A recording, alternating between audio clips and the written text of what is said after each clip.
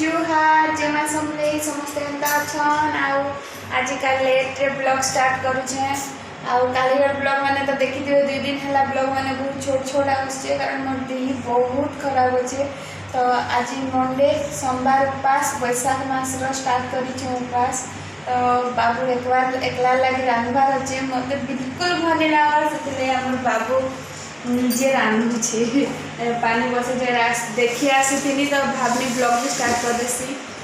पानी बस खाली नहीं ढाबा से आलू पकईछे आड़े देखुन चावल धोचे से निजे निजे चावल धोचे एंता समझदार बच्चा कार अच्छे मोर अच्छे सब निजे करुचे चावल धोचे एटा जानवा के पहला ही भाग रहा जानवा के नहीं किया ने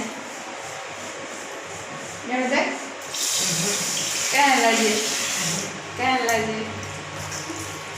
मुझे सुई दिन आएगा फिर देखिए जैसी काना करूचे रंधा घर देखिए आसते नहीं तो चली रंधा बड़ा